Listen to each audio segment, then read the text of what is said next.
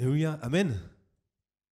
Bienvenue à tous ceux qui nous visitent en ce matin. Je ne sais pas si on a des vacanciers ou vacancières en ce matin. En tout cas, soyez les bienvenus en ce matin. Amen. Vous êtes ici dans la maison de votre Père. Soyez richement bénis, soyez fortifiés, soyez renouvelés, soyez encouragés. Aussi, toi qui nous regardes au travers de cette vidéo, sois encouragé de chez toi, de là où tu te trouves. Que tu sois richement béni au travers des chants de louange, au travers de la prédication. Notre Dieu, il est omniprésent, il est omniscient. Alléluia, peu importe là où tu te trouves. Avec notre Seigneur, il n'y a pas de frontières.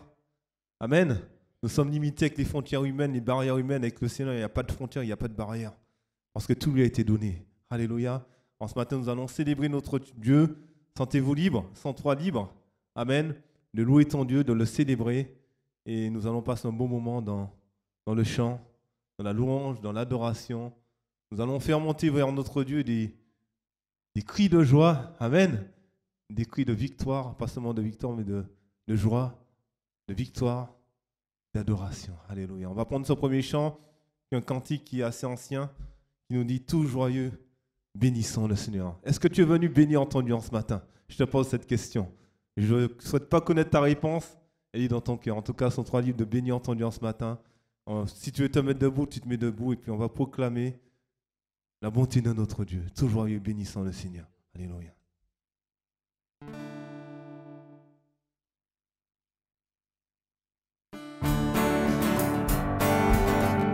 On peut taper des mains.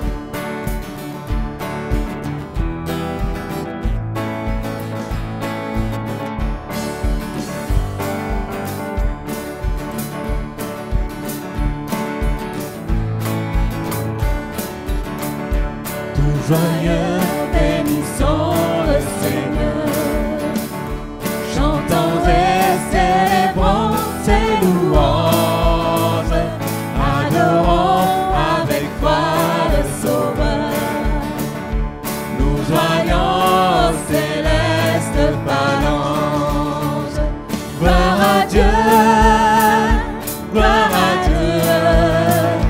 que ce chant retentisse en tout lieu. Gloire à Dieu, que ce chant retentisse en tout lieu. Dieu dans son incomparable amour, du ciel envoya son Fils unique, et la terre et les cieux dans ce jour s'unissent pour chanter ce cantique. Gloire à Dieu, gloire à Dieu, gloire à Dieu, que ce chant retentisse en tout lieu. Gloire à Dieu, que ce chant retentisse en tout lieu. Le châtiment qui produit la paix, Jésus-Christ l'a subi pour mon âme. Il voulut expier nos forfaits en mourant lui sur le bois infâme. Gloire à Dieu. Gloire à Dieu,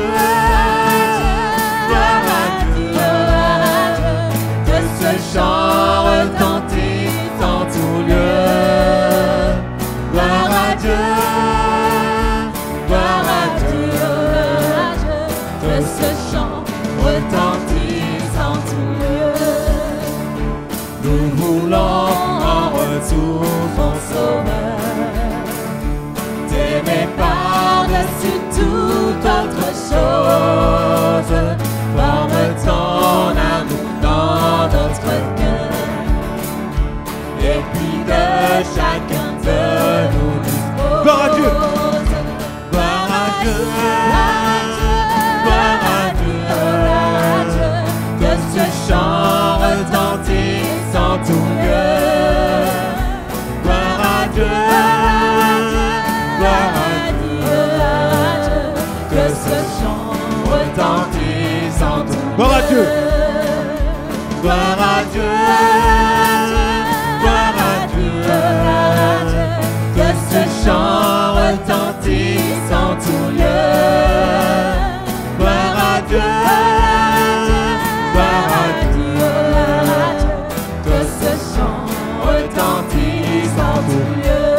Dieu, une dernière fois. Gloire à Dieu, gloire à Dieu, que ce chant retentisse en tout lieu. Gloire à Dieu, gloire à Dieu, que ce chant retentisse en tout lieu. Gloire à Dieu, gloire à Dieu, que ce chant retentisse en tout lieu.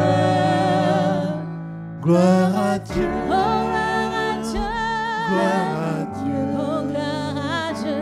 que ce chant retentisse en tout lieu. Que ce chant retentisse en tout lieu. Alléluia, gloire à Dieu. Alléluia, toute la gloire à notre Dieu. Toute la gloire. Amen.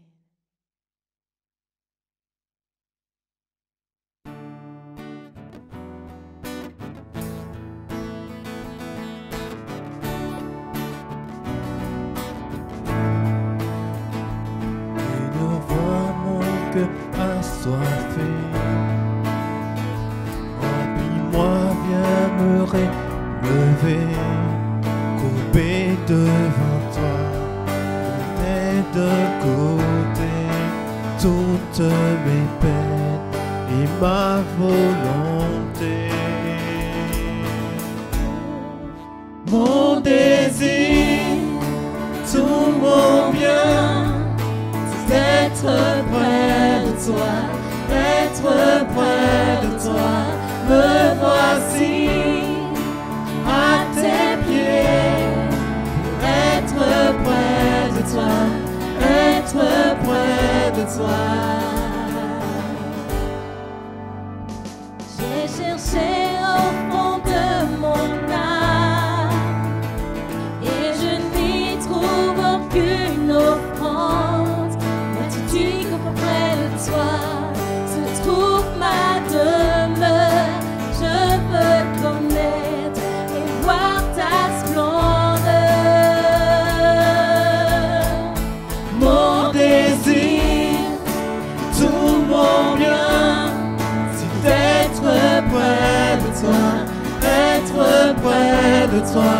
Me voici à tes pieds, pour être près de toi, être près de toi. Mon désir, tout mon bien, c'est d'être près de toi, être près de toi. Me voici à tes pieds, pour être près de toi, être près de toi. Tu m'ouvres le chemin, Oh Sauveur, je suis à toi mon roi.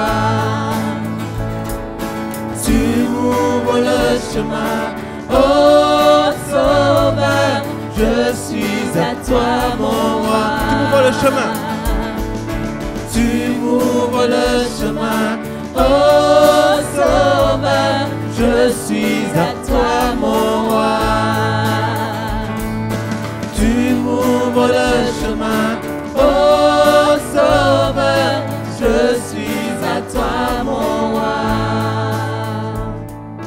Je suis à toi mon roi. Mon désir, tout mon bien, c'est d'être près de toi, être près de toi. Me voici à tes pieds, pour être près de toi, être près de toi. Mon désir, tout mon bien, c'est d'être près de toi, être près de toi. Me voici à tes pieds, pour être près de toi, être Mon désir. près de toi. Mon désir, tout mon bien, c'est d'être près toi, être près de toi. Me voici à tes pieds pour être près de toi. Une dernière fois, mon désir.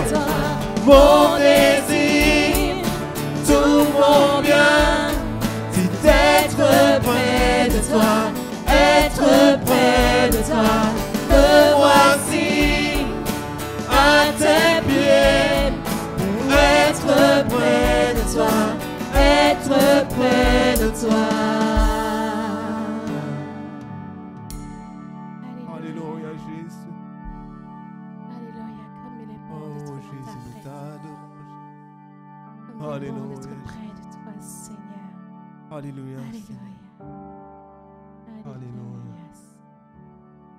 Le désir de nos cœurs. Alléluia.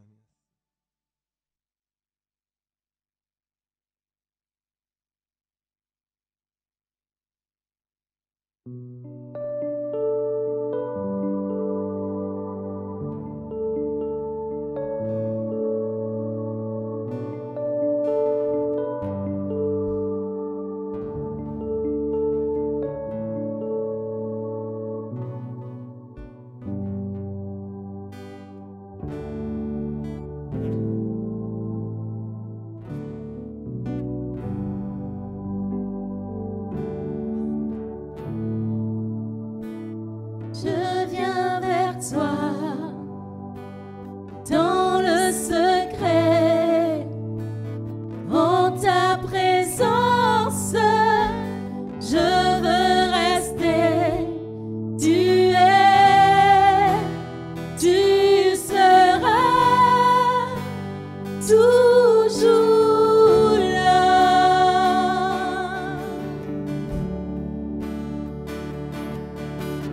Tout contre toi, près de ton cœur, je peux entendre ta voix, Seigneur. Tu es, tu seras toujours là.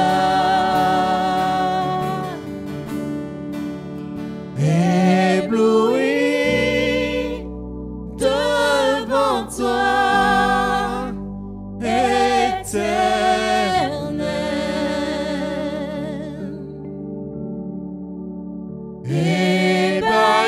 ébahi par l'amour de ton ciel.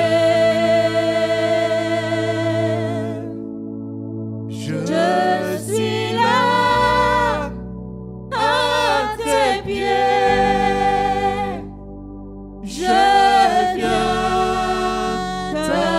t'adorer, je désire habiter près de toi.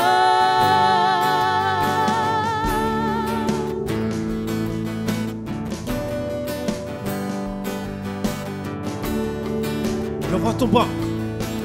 Je vois ton bras, je sens ta main, tu me protèges, tu me soutiens, tu es, tu seras toujours là. Ébloui devant toi, éternel,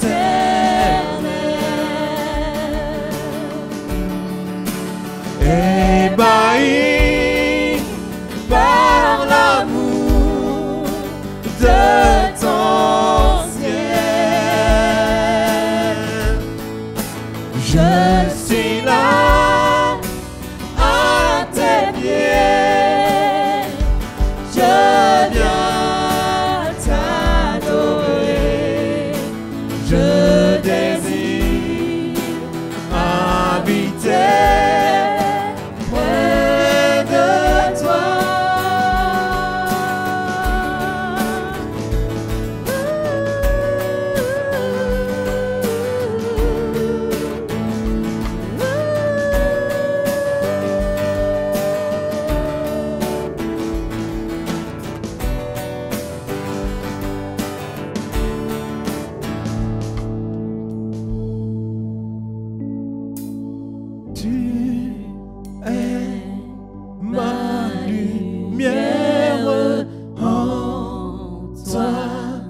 j'ai un Père heureux, sois ma prière.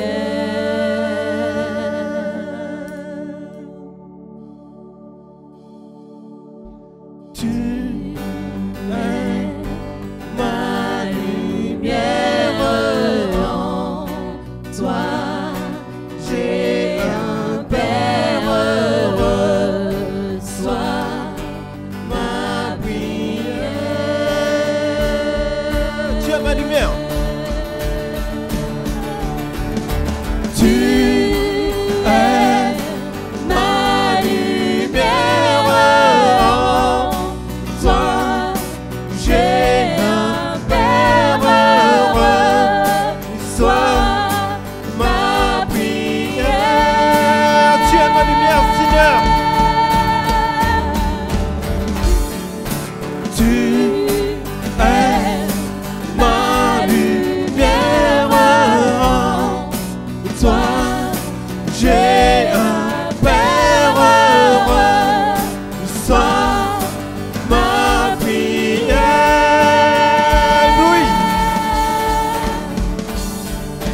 Ébloui devant toi, éternel, ébahi par l'amour de ton ciel. Je suis là à tes pieds, je viens t'adorer, je désire habiter près de toi.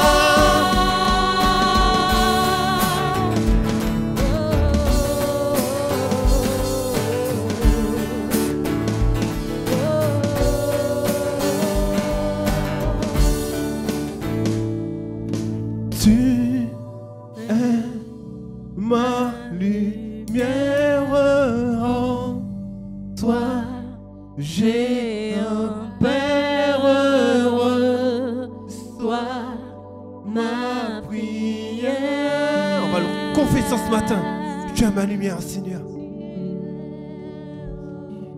Tu es ma lumière, en toi j'ai un Père heureux, sois ma prière.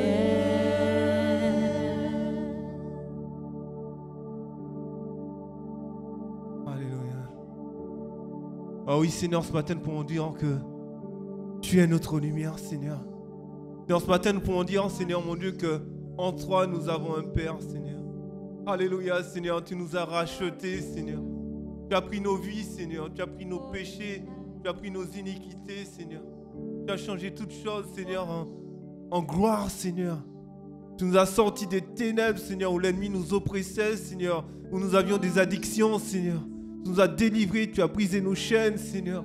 Tu as changé toutes choses dans nos vies, tu as bouleversé nos vies, Seigneur. En ce matin, nous voulons te donner la gloire, Seigneur. Nous voulons élever ton nom, Seigneur, parce que nous savons que sans toi, nous ne pouvons rien faire, Seigneur. Nous avons besoin de ton esprit, nous avons besoin de ta puissance, Seigneur, mon Dieu, pour lutter contre notre propre chair, Seigneur, mais pour lutter aussi contre les œuvres des ténèbres, Seigneur. Alléluia, nous t'adorons, Seigneur. Parce que nous savons que tu es un Dieu puissant, Seigneur. Nous savons que ton sang nous purifie, ton sang nous justifie, Seigneur. Nous savons que l'ennemi a déjà perdu, Seigneur. Il n'a aucune puissance, Seigneur. L'ennemi a été terrassé, Seigneur. À la croix, tu l'as vaincu, Seigneur. Même la mer n'a pas eu de pouvoir sur toi, Seigneur. En ce matin, nous voulons proclamer la victoire de ton nom, Seigneur. La victoire de notre héros qui est Jésus. Alléluia, nous voulons élever ton nom ce matin parce que tu mérites l'adoration, Seigneur. Alors, sois élevé, Seigneur, dans nos vies. Sois élevé dans nos cœurs en ce matin, Seigneur. Alléluia. Alléluia. Alléluia. Oh, gloire à toi, Dieu. Alléluia. Gloire à toi. Gloire à toi, Dieu Tout-Puissant. Alléluia. Alléluia. Devant nos voix. Alléluia. Alléluia. Au nom de Alléluia, Jésus. Jésus. Au nom de Jésus. Alléluia. Le Tout-Puissant. Oh Seigneur, tu agis encore dans les cœurs Alléluia. Oh, Jérusalem. Alléluia. Alléluia. Oh, nous t'adorons. Alléluia. Alléluia. Oh, Seigneur. Oh, Seigneur. Alléluia. Alléluia. On va prendre ce chant qui nous dit digne est l'agneau. Alléluia.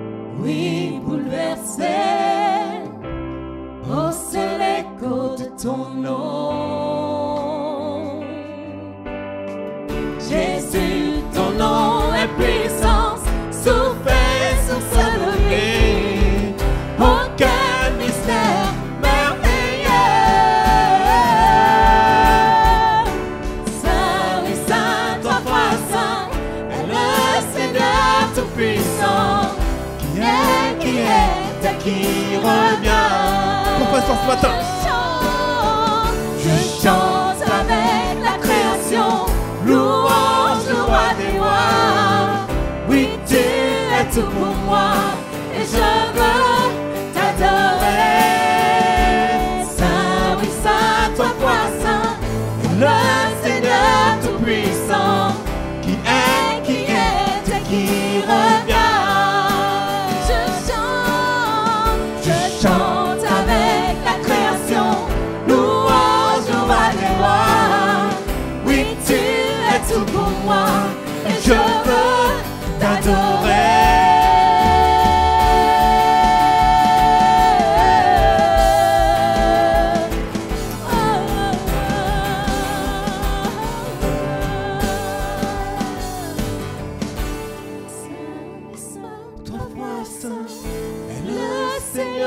Tout-Puissant, qui est et qui revient.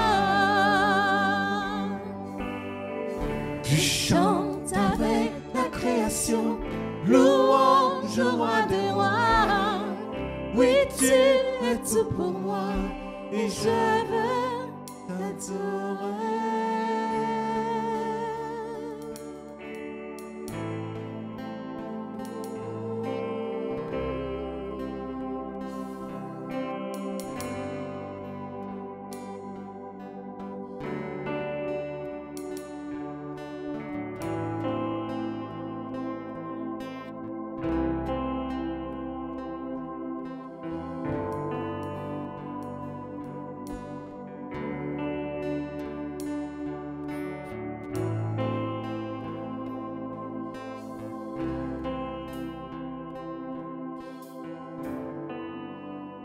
Oui, Saint, trois fois Saint. Saint, oui, Saint, trois fois Saint, est le Seigneur Tout-Puissant, qui est et qui revient. Je chante avec la création, louange au roi des rois. Oui, tu es tout pour moi, et je veux t'adorer.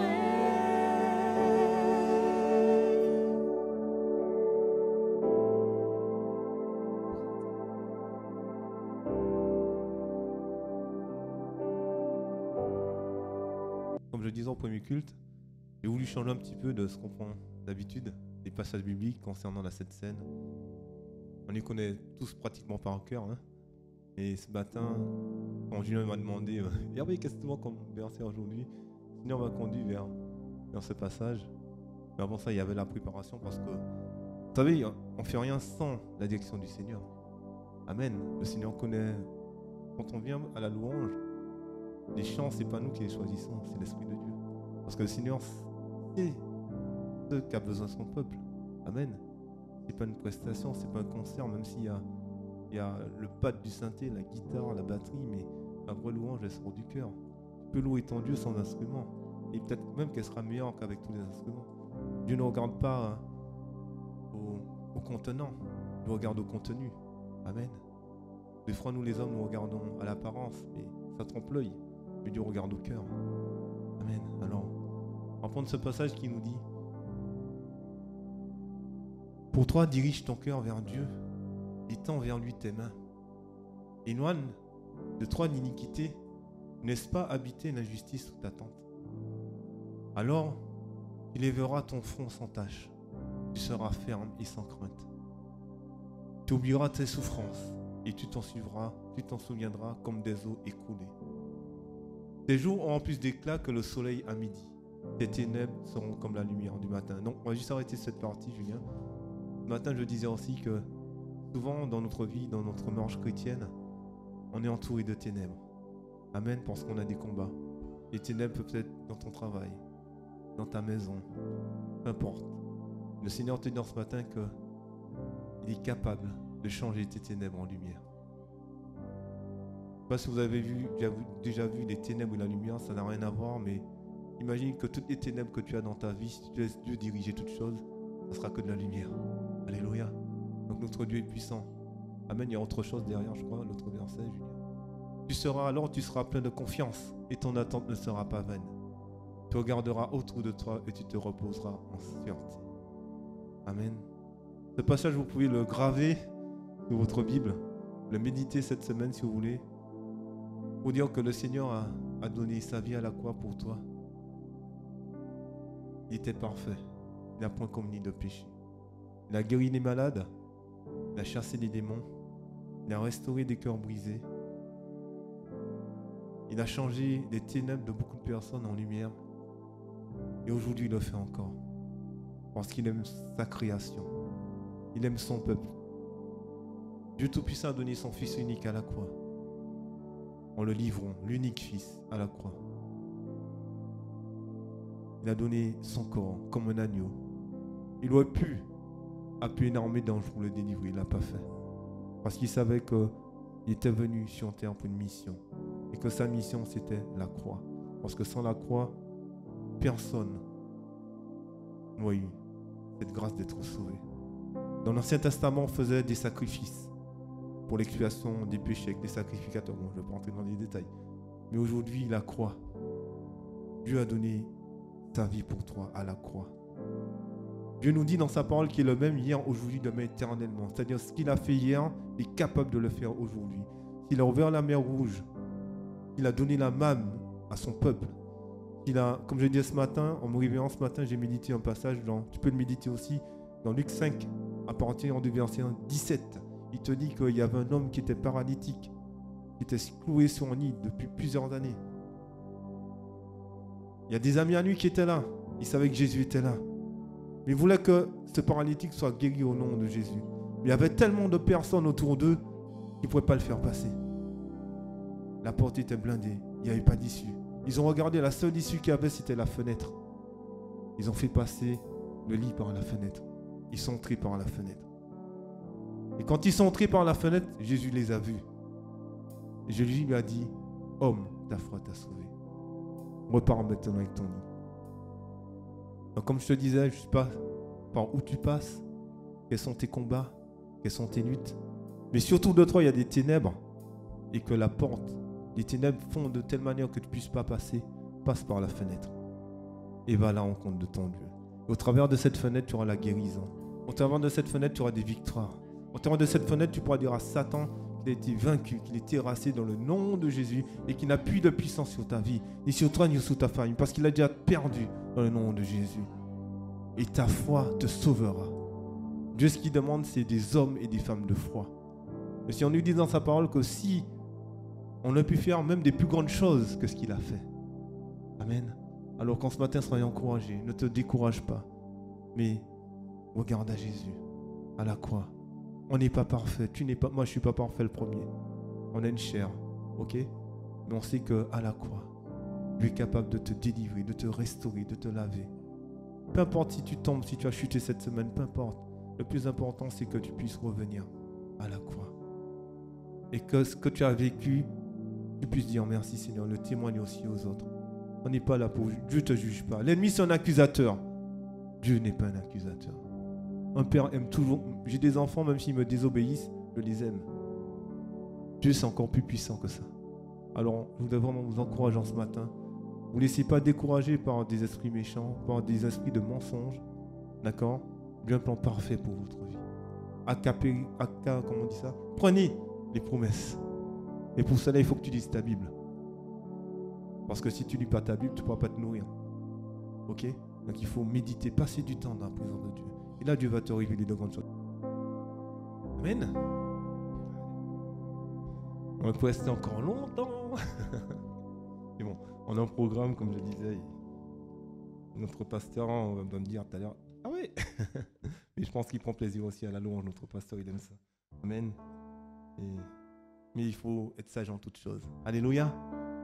On va prendre ce dernier chant qui nous dit l'heure de la victoire et de la vérité. On va se mettre debout pour faire un petit peu d'exercice de louange. Pas physique, mais de louange. Moi, j'aime bien dire ça. Et on va taper des mains pour ce dernier chant. Et soyez bénis. Nous, c'était notre dernier service avant les vacances. C'est pas le dernier service dernier. C'est le dernier avant les vacances. Donc, on prend 2 semaines de vacances pour se ressourcer avec la famille, les enfants. Et on servira fin août. On fera la louange bien ressourcée. Et voilà. Ok? Donc on prend ce dernier chant, on va taper des mains avec la batterie et tout. On va chanter ce très très beau chant. L'heure de la victoire. Ok. L'heure de la victoire. Et nos frères vont passer dans les rangs aussi en même temps, hein. Attention. Hein.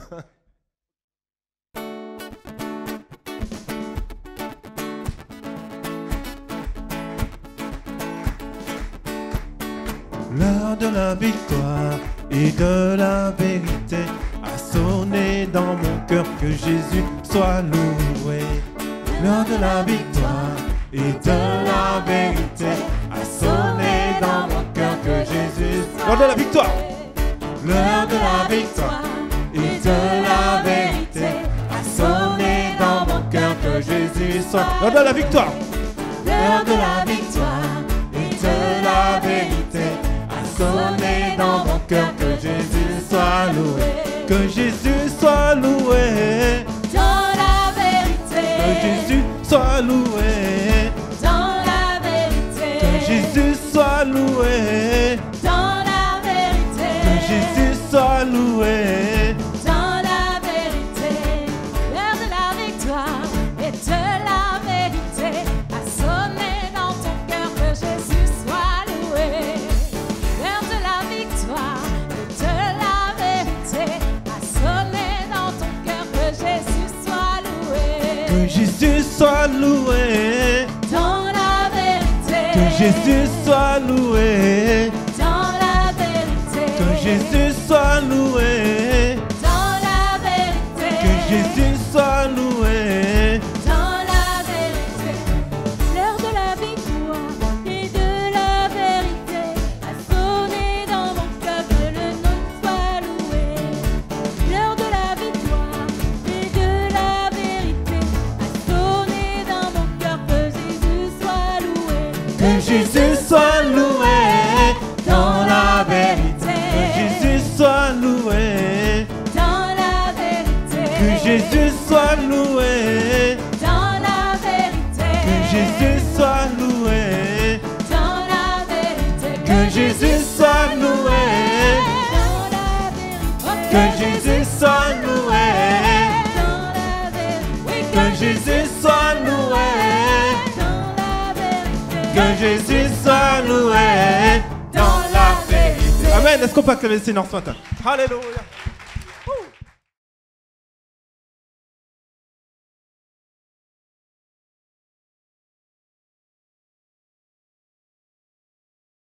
Voilà, chers frères et sœurs, soyez bénis. Bonjour à toutes et à tous. À ceux qui nous visitent, soyez les bienvenus dans la présence de Dieu. Dieu nous a bénis à travers les chants, parce que plusieurs de nos chants sont composés et ont certaines paroles de la Bible, qui sont des paroles inspirées, et ceux qui les chantent aussi cherchent à ce que le nom du Seigneur soit glorifié. Je pense que le plus important, c'est l'expression de nos cœurs. Alors nous remercions le Seigneur. C'est aussi un moment important pour nous, j'allais dire, d'écouter le Seigneur à son tour. Il nous écoute, soyez rassurés. Amen. Christ est à sa place, priant, intercédant pour chacun de nous, connaissant les besoins des uns des autres, et il pourvoit. Il pourvoit. Et ce matin, nous allons ouvrir la parole de Dieu dans la première épître de Pierre, et nous allons continuer le thème que nous avions abordé dimanche passé, la sanctification. Et je vous invite à lire quelques versets dans ce chapitre premier. Pierre, apôtre de Jésus-Christ, à ceux qui sont étrangers et dispersés dans le Pô, la Galatie, la Cappadoce, l'Asie et la Bithynie, et qui sont élus selon la préscience de Dieu, le Père, par la sanctification de l'Esprit. Notez ce thème, par la sanctification de l'Esprit, afin qu'ils deviennent obéissants et qu'ils participent à l'aspersion du sang de Jésus-Christ. Que la grâce et la paix vous soient multipliées. Béni soit Dieu le Père, de notre Seigneur Jésus-Christ, qui, selon sa grande miséricorde, nous a régénérés pour une espérance vivante par la résurrection de Jésus-Christ d'entre les morts, pour un héritage qui ne peut ni corrompre, ni souiller, ni flétrir, lequel vous est réservé dans les cieux. Et c'est une source de joie, sachant que Dieu nous réserve de grandes choses. À vous qui, par la puissance de Dieu, étiez gardés par la foi pour le salut, prêts à être révélés dans les derniers temps. Et au verset 21, plutôt 22, et à purifier vos âmes en obéissant à la vérité pour avoir un amour fraternel sincère. Aimez-vous ardemment les uns les autres de tout votre cœur, puisque vous avez été régénérés, non par une semence corruptible, mais par une semence incorruptible, par la parole vivante et permanente de Dieu. Car toute chair est comme l'herbe, et toute sa gloire comme la fleur de l'herbe. L'herbe est sèche et la fleur tombe. Mais la parole du Seigneur demeure éternellement. Et cette parole est celle qui vous a été annoncée par l'Évangile. Que le nom du Seigneur soit béni. Amen. Je disais dimanche passé qu'on ne peut pas parler de la sanctification si on ne parle pas de la conversion. Il n'y a pas de sanctification sans conversion. Pour la simple raison, bien-aimés, chers frères et sœurs, que la Bible dit clairement que nous tous, dans le monde entier, quelle que soit la catégorie des âmes, pauvres ou riches, savants ou ignorants, nous sommes tous des pécheurs. Et le salaire du péché, c'est la mort. Nous sommes privés de la gloire de Dieu. Nous avons offensé Dieu, il faut que nous puissions l'accepter. Nous avons offensé Dieu dans notre ignorance. Nous avons offensé Dieu par nos péchés, parce que nous avons tous désiré vivre comme bon nous semble. Peut-être pour faire plaisir à nos parents ou aux amis. Nous avons peut-être même fait des choix d'études pour faire plaisir aux parents, mais c'est parce que nous voulions. Nous avons fait des choix parce que nous avons aimé telle ou telle personne, mais nous nous sommes égarés. La Bible dit que tous, sans exception. Mais si la Bible s'arrêtait sur ces constatations, sur ce constat, alors on serait les hommes et les femmes les plus malheureux du monde.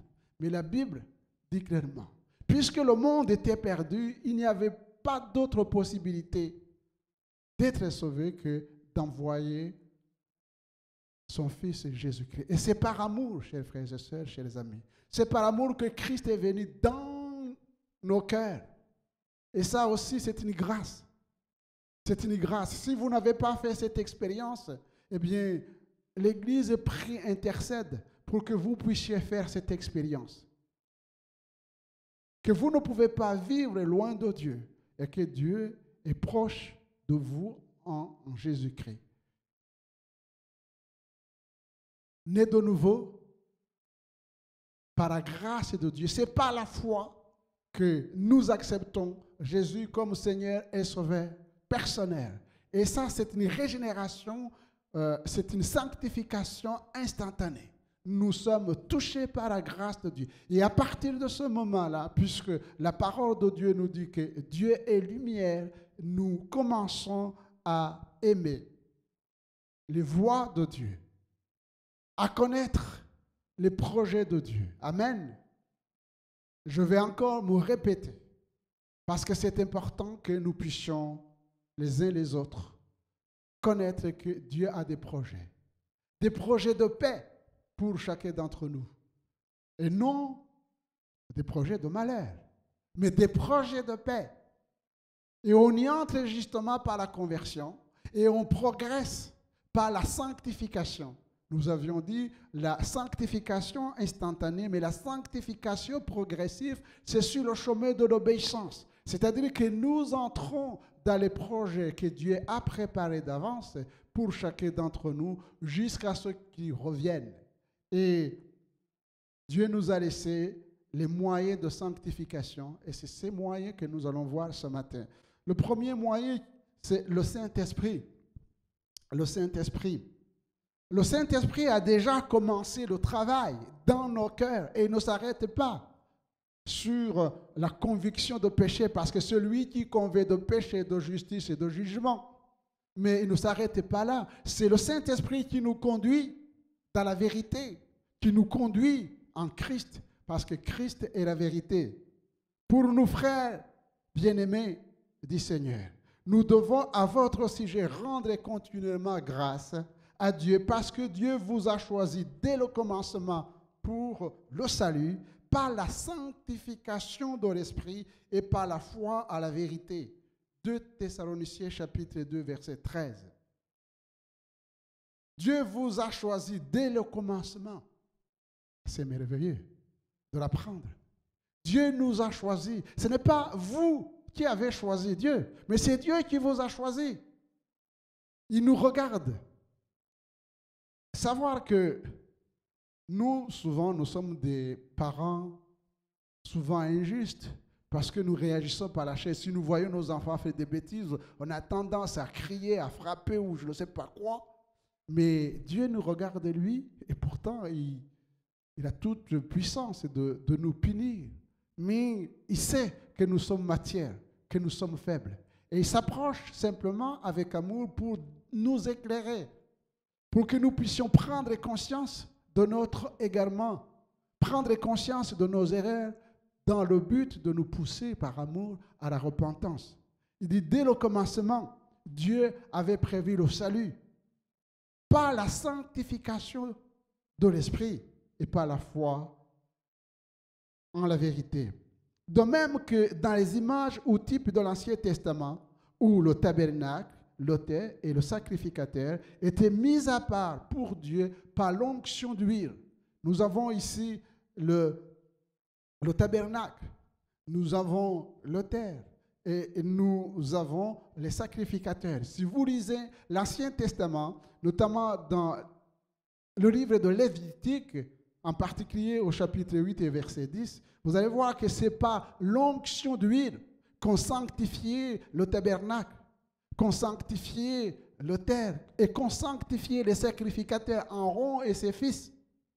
Ils étaient sanctifiés par l'onction de l'huile. Mais comme je l'ai dit, dans l'Ancien Testament, on sanctifiait même les choses qui servaient Dieu. Mais dans le Nouveau Testament, il n'y a pas de choses sanctifiées. Il n'y a que des hommes et des femmes sanctifiés ou qui peuvent être sanctifiés s'ils le désirent.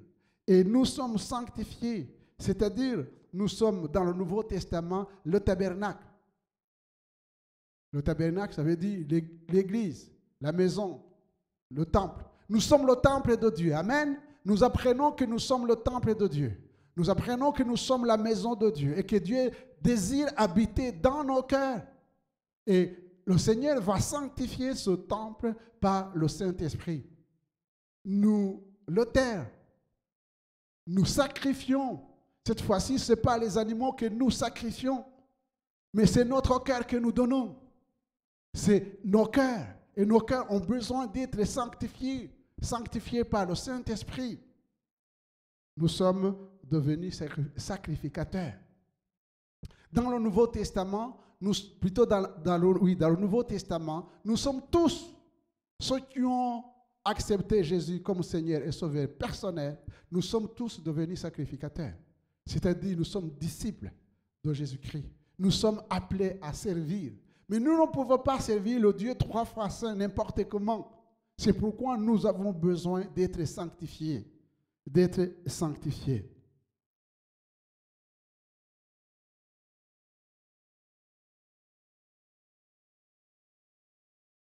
L'Esprit nous conduit dans la sainteté.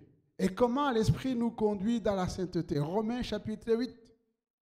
Ceux en effet qui vivent selon la chair s'affectionnent aux choses de la chair, tandis que ceux qui vivent selon l'esprit s'affectionnent aux choses de l'esprit. Amen. Il y a les choses de la chair et il y a les choses de l'esprit. Ceux qui sont nés de nouveau et ceux qui sont sanctifiés s'affectionnent aux choses d'en haut, aux choses de l'esprit. Mais ceux qui sont dans la chair s'affectionnent aux choses de la chair. Et dans la parole de Dieu, en particulier dans les épîtres de Paul, Galates, Colossiens, eh bien, l'apôtre Paul met en évidence justement les œuvres de la chair. Ce n'est pas la liste exhaustive. Il faut lire Genèse jusqu'à l'Apocalypse pour mieux comprendre justement les œuvres de la chair et les œuvres de l'esprit. Mais je prends juste l'exemple de Galates chapitre 5. Il nous dit que les œuvres de la chair, c'est la débauche. Si quelqu'un vit dans la débauche, eh bien, il est sous l'emprise de la chair. Si nous vivons dans l'impureté, quelle que soit l'impureté, le dérèglement, l'idolâtrie, la magie, les rivalités, les querelles, les jalousies, les animosités, les disputes, les divisions, les sectes, l'envie, l'ivrognerie, les excès de table. Et l'esprit qui a inspiré l'apôtre Paul dit « et les choses semblables ». Et les choses semblables. Même si on ne constituait pas une liste exhaustive des œuvres de la chair en lisant Genèse jusqu'à l'Apocalypse, puisque nous sommes remplis de l'Esprit de Dieu, eh bien, l'Esprit de Dieu nous dira ce qui est œuvre de la chair et les choses semblables. Et dans les choses semblables, l'Esprit de Dieu nous conduira dans la vérité. Par la nouvelle naissance en Christ, nous avons reçu, et là ce sont des bonnes nouvelles quand nous lisons la parole de Dieu, puisque nous sommes nés de nouveau, nous avons reçu la force de vaincre la chair. Galates chapitre 5 et verset 24. Ceux qui sont en Jésus-Christ, notez bien que ceux qui sont en Jésus-Christ, ont crucifié la chair avec ses passions et ses désirs. Nous ne pouvons pas ignorer les passions, les désirs de la chair. Mais ne cherchez pas à les vaincre par vous-même. C'est impossible. Mais par la grâce de Dieu, parce que c'est une grâce, eh bien, nous pouvons les vaincre. C'est pourquoi l'apôtre Paul nous exhorte constamment à être remplis de l'Esprit de Dieu. Soyez remplis de l'Esprit de Dieu. Et marchez selon l'Esprit. Pour quelle raison?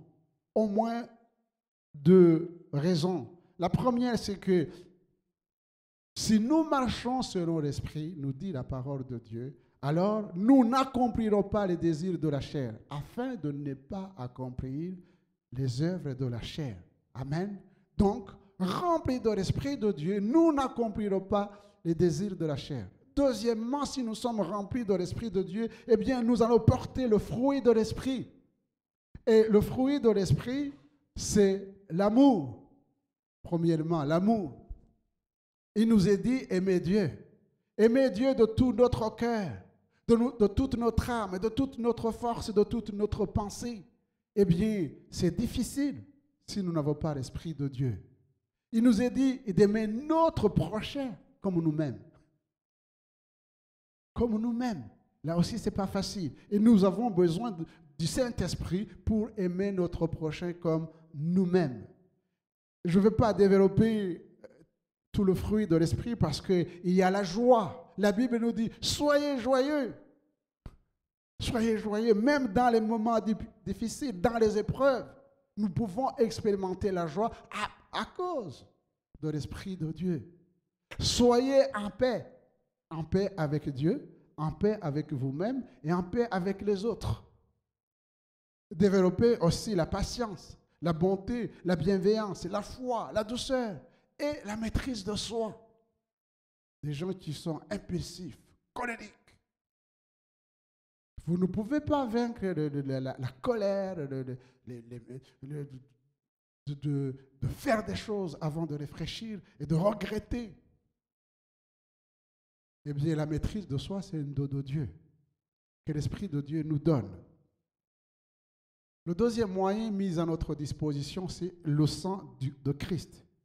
Dans l'Épître aux Hébreux, chapitre 12 et au verset 13, nous lisons ceci. C'est pour cela que Jésus aussi, afin de sanctifier le peuple par son propre sang, a souffert hors de la porte.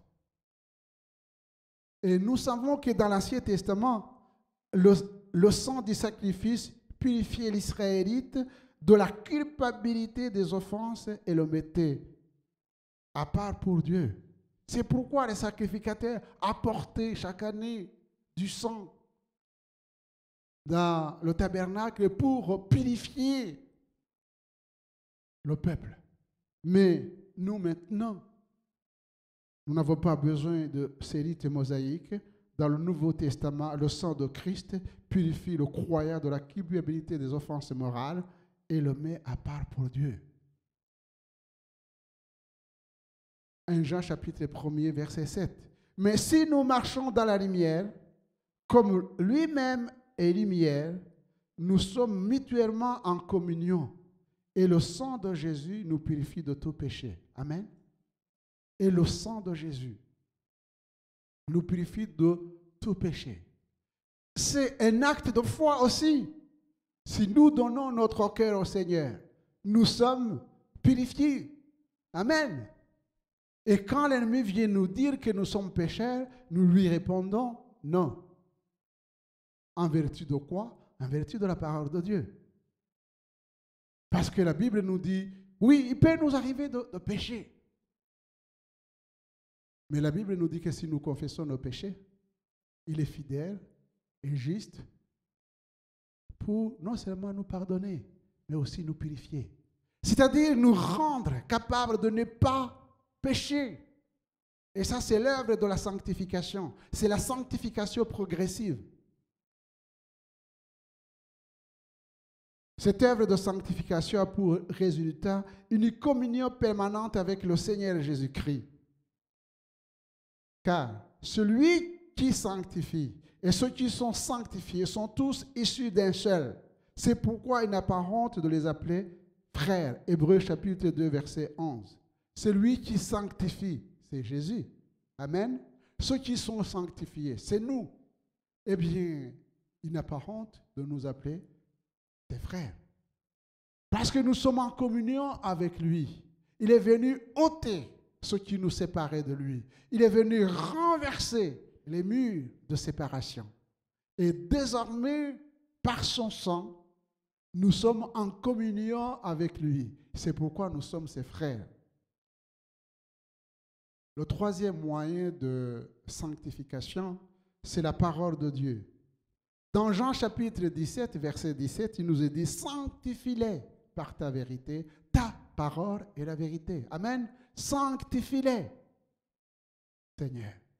Avant de monter, il va faire cette prière sacerdotale.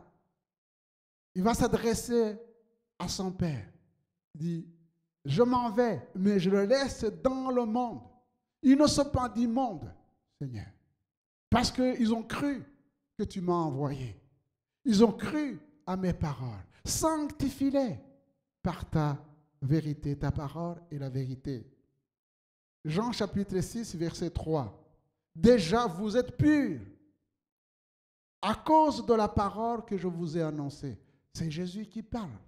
Quand Jésus nous regarde, il nous trouve purs parce qu'il nous a adressé sa parole. Il nous a donné sa parole. Et nous avons accepté sa parole. Il y a des frères et des sœurs qui sont toujours sous la culpabilité, qui n'arrivent pas à poser des actes de foi, de s'approprier de la parole. C'est la parole qui nous affranchit, chers frères et sœurs. C'est la parole qui déclare que je suis pur, donc je le suis. J'entre par la foi dans ce que dit la parole de Dieu. Je m'approprie les promesses de Dieu et je crois en lui, car c'est lui qui dit. Il a aussi la force et la puissance d'accomplir ce qu'il dit en moi, en nous. Les chrétiens sont décrits comme étant nés de la parole de Dieu, ayant purifié vos âmes en obéissant à la vérité, pour avoir un amour fraternel sincère, aimez-vous ardemment les uns les autres de tout votre cœur, puisque vous avez été régénérés. Écoutez-moi bien, chers frères et sœurs. Vous avez été régénérés, non pas une semence corruptible, mais par une semence incorruptible, par la parole vivante et permanente de Dieu. Amen. Nous avons été régénérés par une semence, c'est-à-dire la parole de Dieu, qui a été plantée dans nos cœurs. C'est une parole vivante, c'est une parole permanente, c'est une parole puissante. Je vous encourage à vivre ces choses. C'est extraordinaire. C'est extraordinaire quand on vit la puissance de l'Évangile dans nos vies. Oh, cette puissance ne fait pas de nous des orgueilleux. Non. Il fait de nous des hommes et des femmes humbles, mais qui rayonnent de joie. Amen. Qui rayonnent de joie. Je suis triste quand je vois des chrétiens malheureux. Je vous assure. Je suis triste quand je vois des chrétiens malheureux. Triste. On dirait que le monde donne plus de joie que d'être en Christ. Et pourtant, nous sommes les hommes, les femmes les plus heureux. Maintenant et dans le ciel. Amen. Cessez d'avoir des visages tristes, de penser que vous allez marcher tête baissée, courbé par je ne sais pas quoi. Relevez la tête. Et oui, soyez fiers d'être en Christ. Laissez le Seigneur agir dans vos cœurs. Vous ne pourrez pas influencer le monde si vous ne laissez pas l'Esprit de Dieu vous influencer. Vous ne pouvez pas influencer le monde si vous ne laissez pas la parole de Dieu vous changer, vous transformer. Comment le monde verra qui nous sommes si nous ne laissons pas Christ briller en nous? Chers frères et sœurs, dites-moi pourquoi on viendrait chercher un fruit qui n'est pas mûr, qui ne se voit pas. Quand vous allez dans un jardin où il y a beaucoup de fruits, vous êtes attiré par des fruits qui sont mûrs. Vous avez la tentation de les prendre, de les goûter. Il y a des chrétiens, quand vous les côtoyez, vous avez envie de fuir. Parce qu'ils sont négatifs, jamais positifs. Mais quand ils sont négatifs, il faut les fuir et prier pour eux. Non, moi je ne peux pas. J'ai pris la décision de ne pas me laisser intoxiquer par des gens qui soient disant chrétiens, mais qui ne vivent pas la vie chrétienne. Christ est vivant. Amen. Par son esprit, il nous rend vivants. Par son sang, il nous purifie. Et par sa parole, il fait de nous des hommes et des femmes qui sont appelés à influencer le monde. Ne pas une influence comme les gens du monde, mais leur parler de la personne qui nous a changés, qui nous a transformés. C'est donc la parole de Dieu qui nous purifie de la présence du péché, nous en sépare et nous met à part pour Dieu. La question est posée, je l'ai posée au premier culte au niveau de la jeunesse. Les jeunes qui sont au milieu de moi, écoutez-moi bien. Peut-être que vous vous êtes posé cette question. Comment un jeune homme, une jeune fille, rendra-t-il pur ses sentiers? Dans un monde corrompu, dans un monde pervers, dans un monde de séduction, où vous côtoyez au collège, au lycée, des souillures. Dans un monde où sur Internet, vous voyez que de la pornographie et d'autres choses, ainsi de suite, des souillures du monde. Comment vous pouvez résister à ces choses? Comment le jeune homme rendra-t-il pur ses sentiers? Eh bien, la parole, alors je vous donne, vous les jeunes, lisez le psaume 119. C'est le plus long. Mais vous allez trouver les clés. Au verset 9, il nous dit ceci. Comment le jeune homme rendra-t-il puis son sentier? Il répond, en se dirigeant d'après ta parole. Voilà, en se dirigeant d'après ta parole. Il continue. Je te cherche de tout mon cœur. Je te cherche de tout mon cœur. Ne me laisse pas m'égarer loin de tes commandements. Je serre ta parole dans mon cœur afin de ne pas pécher contre toi. Je serre ta parole dans mon cœur. Cela est valable pour les adultes aussi. Je serre ta parole dans mon cœur afin de ne pas pécher contre toi. Alors, lisez la parole de Dieu, méditez la parole de Dieu. Au fur et à mesure que nous méditons la parole de Dieu, les péchés et les imperfections de nos vies et de nos cœurs sont dévoilés. Amen. C'est comme un miroir. Ils sont dévoilés, mais ils sont enlevés aussi.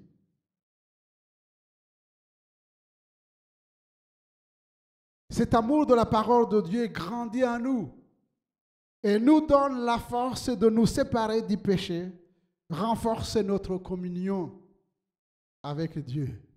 C'est Jacques, l'apôtre Jacques, qui nous exhorte en disant, mettez en pratique la parole. Écoutez la parole comme vous l'écoutez, c'est bien. Lisez la parole chez vous, c'est bien. Mais à quoi ça nous servirait, chers frères et sœurs, si nous écoutons et nous lisons et nous ne mettons pas en pratique? Et c'est ce que dit Jacques. Il dit, ne vous bornez pas à l'écouter en vous trompant vous-même par des faux raisonnements, car si quelqu'un écoute la parole et ne la met pas en pratique, il est semblable à un homme qui regarde dans un miroir son visage naturel et qui, s'être regardé, s'en va et oublie aussitôt comment il était. Mais celui qui aura plongé le regard dans la loi parfaite, la loi de la liberté, et qui aura persévéré, n'étant pas un auditeur oublieux, mais se mettant à l'œuvre, celui-là sera heureux dans son activité. Amen. La parole de Dieu procure la joie, le bonheur. Il sera heureux dans son activité. Une parole encore très forte qui compare bien sûr l'Église à l'épouse. Il dit Marie, par des hommes, Marie, que chacun aime sa femme. Il n'a pas dit que chacun aime ses femmes. Hein. Dans la parole de Dieu, il n'y a pas de polygamie.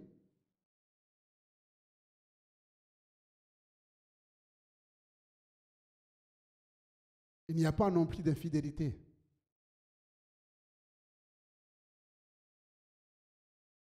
Comme Christ a aimé l'Église, il s'est livré lui-même pour elle, afin de la sanctifier. Amen. Voilà. Afin de la sanctifier, en la purifiant et en la lavant par l'eau de la parole. Amen. La parole de Dieu qui lave l'Église. Et l'Église, c'est qui? C'est nous. Parce qu'il y a un but. Pourquoi Jésus a fait ça et continue de faire ça? Pour faire paraître devant lui cette Église glorieuse, sans tache, ni ride, ni rien de semblable, mais sainte et irréprochable. Éphésiens chapitre 5, vous allez lire ça à partir du verset 26. Il y a un but pour faire apparaître cette Église, l'épouse. Je dis, quand je prêche pour le mariage, je dis, parce que souvent les femmes me disent que les hommes, toujours soumission, soumission, soumission. On dirait que Dieu a demandé à la femme la chose la plus terrible. Hélas, non, mesdames. Non, non, non. La chose la plus difficile, c'est d'aimer comme Christ a aimé l'Église. Je dis souvent, un homme qui pourra aimer sa femme comme Christ a aimé l'Église, cette femme sera soumise à lui.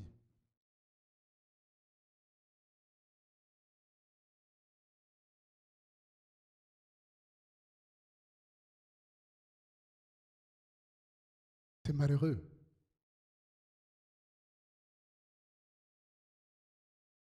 Pour les couples, malheureusement, de ne pas connaître son bonheur,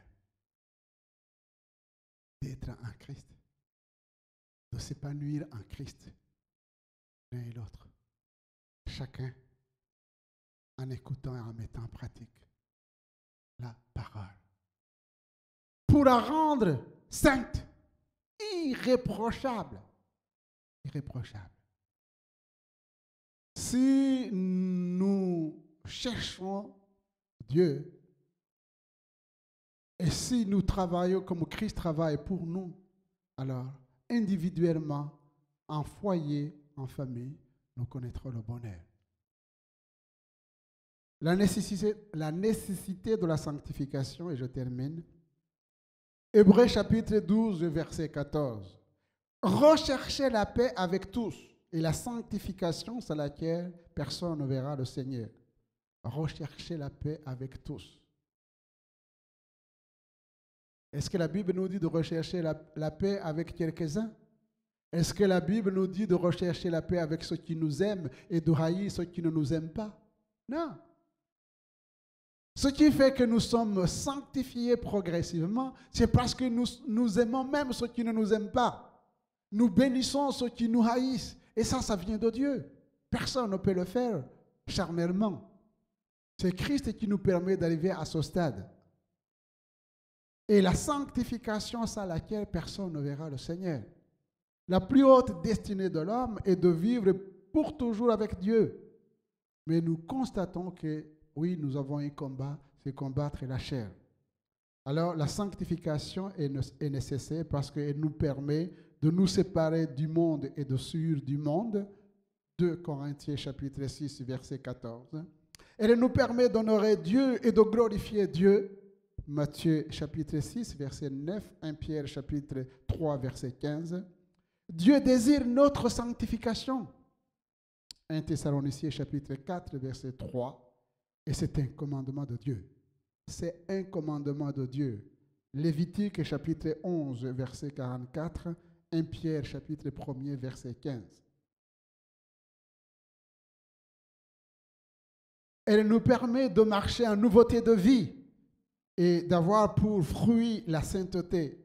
Romains chapitre 6, verset 22. Sa nécessité se justifie aussi par le mystère de la vie de Christ dans le croyant, qui veut nous rendre ainsi parfaits en Christ. Ce témoignage de l'apôtre Paul, ce n'est plus moi qui vis, c'est Christ qui vit en moi. Quand il est arrivé à ce stade, il s'est émerveillé. Ce n'est plus moi qui vis. Avant, c'était moi qui vivais, qui commandais, qui faisais tout. Maintenant, je suis dirigé par Christ. Ce n'est plus moi qui vis. Quel témoignage extraordinaire. En conclusion, comme autrefois, le Seigneur a sanctifié le sanctuaire d'Israël en venant y habiter. Exode chapitre 29, verset 43. Christ nous sanctifie par son esprit en faisant sa demeure en nous. Nous sommes la maison de Dieu. Romains chapitre 8. Cette présence divine est le privilège de tout enfant de Dieu qui doit alors vivre selon l'esprit. Romains 8, 9, 1 Corinthiens 6, 9. Et que le Dieu de paix vous sanctifie lui-même tout entier et que tout votre être, l'esprit, l'âme, le corps, soit conservé irréprochable lors de l'avènement de notre Seigneur Jésus-Christ.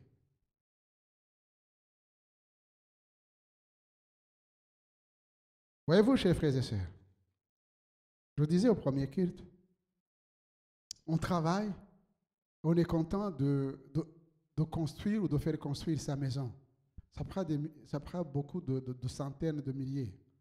On est content. On est content peut-être d'avoir une voiture, c'est bien, une femme, des enfants. Mais quand on part seul. Quand vous quitterez ce monde, quand je quitterai ce monde, je laisserai ma maison. Avez-vous vu un homme être enterré avec sa maison, sa belle voiture? même sa femme qu'il aime ne descendra pas dans la tombe avec lui, encore moins ses enfants.